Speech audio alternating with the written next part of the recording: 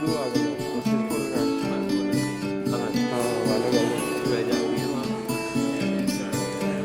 Nanti misalkan masuk ke dalam kan mendapatkan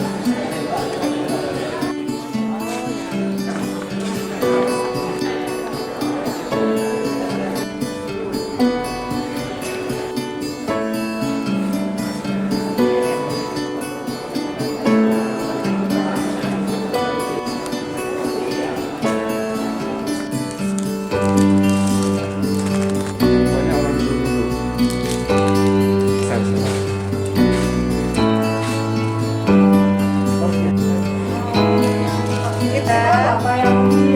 Ini Bapak mau tengok pialnya. Waktu itu kami diberikan waktu 2 hari datang ke sana, jadi sebagian sudah melakukannya. Tapi ini hanya untuk masih Dewan Guru.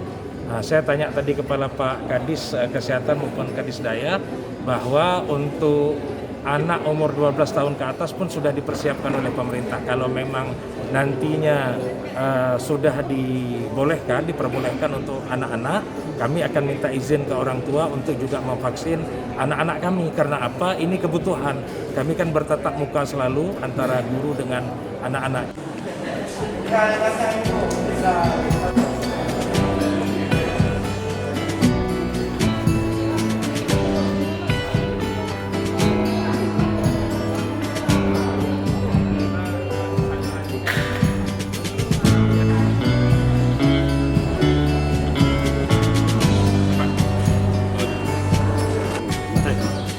Ini sebagai kampanye kita lah ya, bahwa vaksinasi ini diterima secara terbuka di daerah-daerah di Aceh ya. Karena para ustadz kita sudah tahu bahwa vaksin ini halal. Yang kita gunakan di Aceh adalah vaksin halal, Sinovac. Kita tidak menggunakan vaksin lain.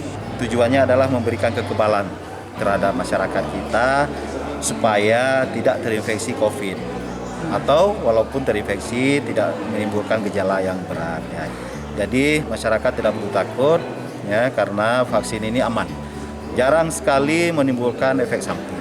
Kalaupun ada, efek sampingnya ringan atau efek samping yang disebabkan oleh psikologis masyarakat, bukan karena obatnya.